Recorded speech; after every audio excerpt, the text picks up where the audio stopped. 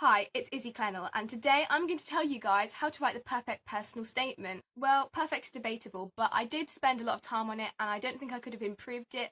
Plus, I received 5 out of 5 of the offers that I applied for. They were all physics BSc, the course code was F300, and they were University of Nottingham, University of Manchester, University of Birmingham, University of Leeds, and University of Southampton. I originally thought I might apply to Oxford or Cambridge, so I did put a lot of effort and took a lot of care with my personal statement, but I decided not to in the end. All of the interviews that I went to, they seemed really impressed by my grades and all of my personal statement. And in Birmingham's case, I didn't have an interview, but they sent me a letter where they were like, oh, we liked your personal statement. So what is a personal statement? When you apply to university in the UK, it's the only written part that you get to submit to your universities, and you send the same one to all of your universities. It needs to show that you are interested in the course you're applying to and that you're also interesting yourself. It needs to show that you are a good fit for your course and that your course is a good fit for you. You need to sell yourself, so you need to be confident and honest about your best qualities, but you don't want to cross the line and be arrogant, of course. Obviously, it's a good idea to make it as well written as you can. It's obviously a very important thing. So you want to try and make it eloquent and succinct, but don't sacrifice the clarity of the message for it to just sound more fancy. That's not what you want to do. So a good starting point, in fact, this is something anyone should do. I mean, even if you're like 14 or younger, you might want to start this document yourself. So I have a document and I've called it Everything I've Done and What It Proves. And so basically, as the name suggests, it has everything that I've done in it. So this includes things like extracurriculars, events that I've took part in, volunteering, work experience, wider reading, all that sort of thing.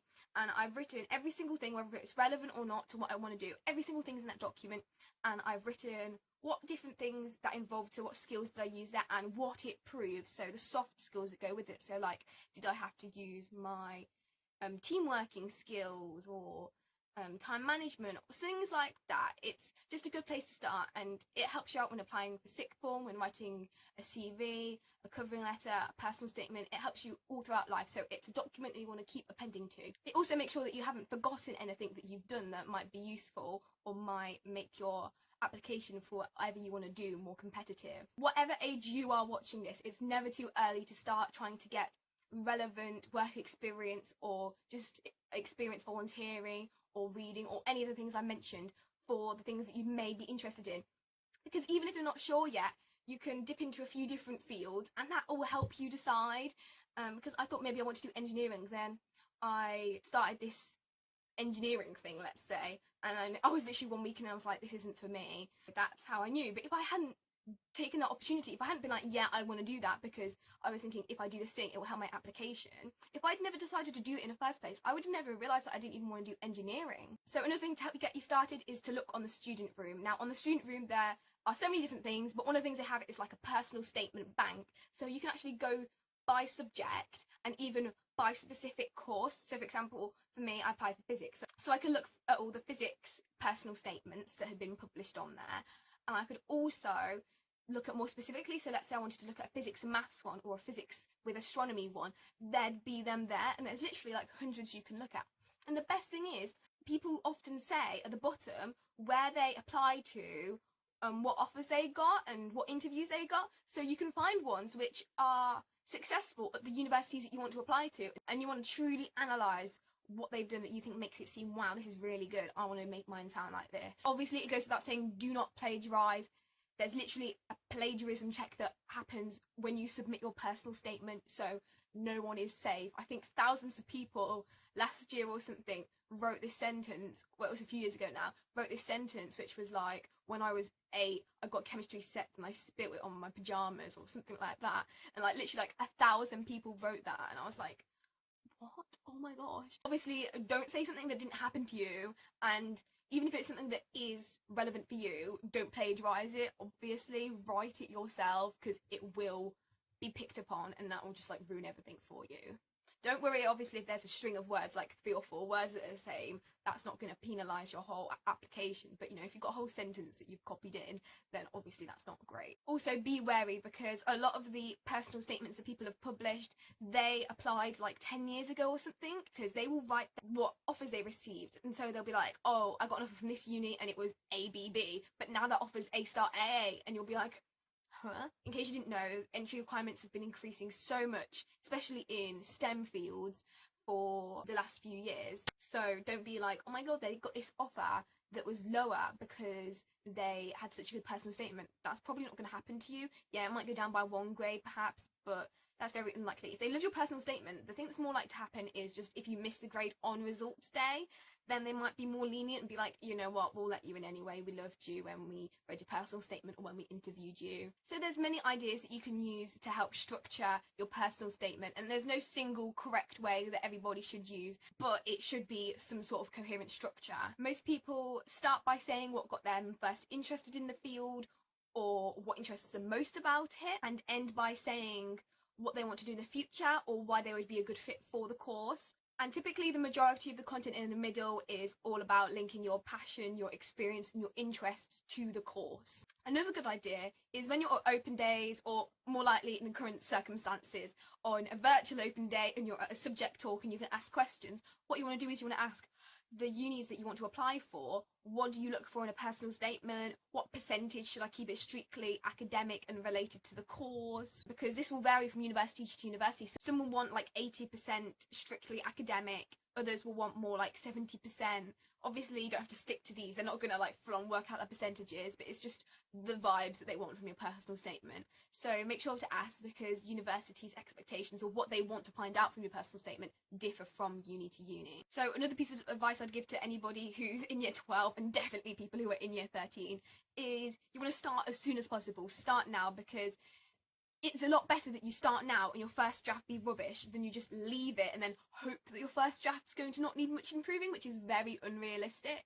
Because the thing is, you're going to end up doing tons and tons of different drafts and versions of your personal statement. So what I did is I got my everything I've done and what it proves, and I copied it in and I started forming it into sentences, because its natural state is in a bullet point form. You don't want to worry about an introductory paragraph just yet. You probably want to save that to be one of the last things you do in your first few drafts. So I grouped all my points by what A-level subject that I do is it most relevant to, and the things that weren't really relevant to any, I just put them at the end to begin with. So what I ended up with was my introductory paragraph, my first physics paragraph, my second physics paragraph, which was mostly about my work experience that I did in year 12, my third physics paragraph, which was about some like reading and things like that, more passive things that I'd done, which was just about learning outside the lessons, so like further reading, watching things, doing online courses. And then I had a paragraph for computing, and then I had a paragraph for maths, then I had a paragraph for miscellaneous extracurricular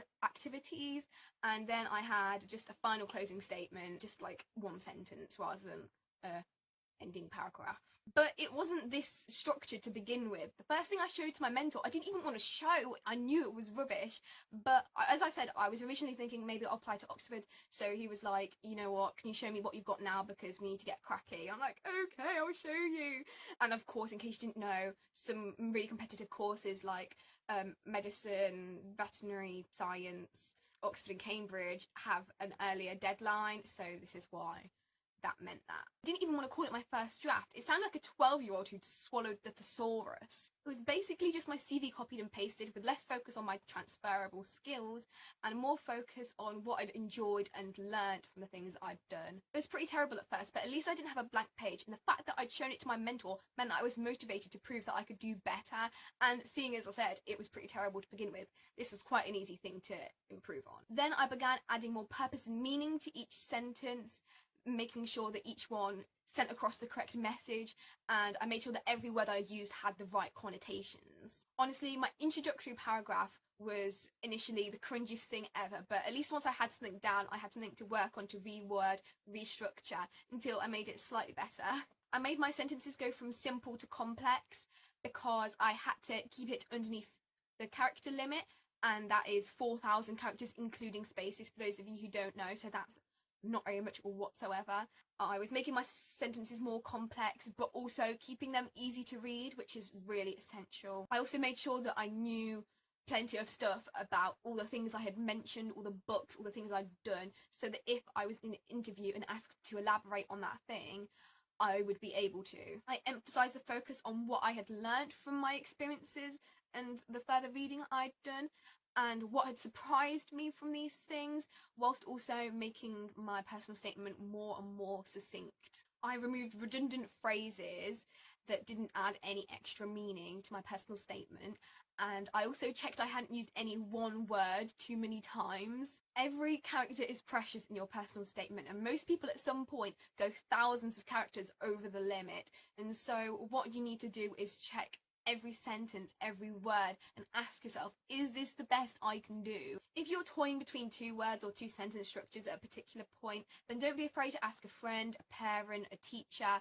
for help. It's great to sit down with people and ask them for their feedback, but as you get later on in the process and you've already received feedback from a few people, you're going to want to be asking more specific questions. So you want to point to a particular point and be like, I don't really know how to say what I want to say here, and all that sort of thing, because otherwise they're just going to give feedback that you don't want. They're going to pick apart the one bit you're confident on, which is probably not something you want, depending on what you want really. You can use Google Docs for this. It's really good, so you can put your personal statement in Google Docs and then make it so that your teacher can do suggestions and comments on particular parts. And so that's really good, especially with, as you know now, we're working, studying from home, whatever, so you'll be able to do this remotely with your teacher that way. And if a teacher says something that you don't quite agree with and you don't want to take on board, then don't, because you will have looked at loads of examples at this point. You know what a personal statement should look like, and they might have not done one for ages or something like that, so trust your own instincts. It's also important not to worry too much if 2 teachers tell you conflicting things, and you should just go with what you think based on the examples that you've seen. It's also best to ask teachers who you know want to give you loads of help and feedback and help you improve and have high standards for you, rather than a teacher who's just like, oh yeah, that's a good personal statement. Obviously that's not going to help you that much. There's also a lot of don'ts for your personal statements. So you don't need to make it super formal, because naturally when I write things, I like to write things very formally to begin with. So I usually err on the side of being formal.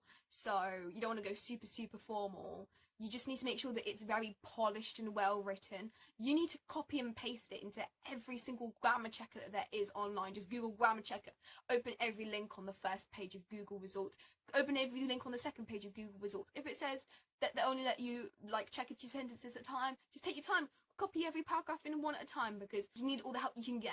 But of course, don't blindly follow all the suggestions, because some of them won't make sense. If you use a name of something or some special terminology, they might not have it in a dictionary, so they'll be saying, oh, you spelt this wrong, when actually, no, you didn't. So don't just follow all their suggestions blindly. If you aren't confident with grammar or making these sorts of judgments, then find all the people who you know who are. So any friends you have, any teachers, any parents, anyone you know who's really strong with their grammar and knows what's up, then go to them, ask them to be as brutal as possible to make sure that your writing is as clear and as easy to read as possible. Another don't is that you don't need to mention your GCSE grades or your A-level predicted grades or anything like that, because they are elsewhere on your application, so you do not want to waste characters writing about all this in your personal statement.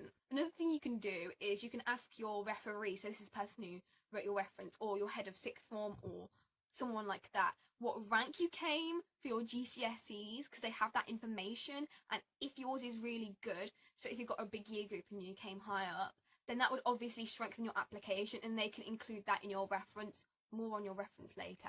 Another thing is be very careful about using quotes. Unless you do it in a really clever way, then admissions tutors don't want to hear you just saying random quotes without your own criticisms of that quote, your own opinions of that quote, and how it links to everything you're trying to say in your personal statement. Don't just say a quote that's relevant to the course you're doing, because it doesn't say anything about you.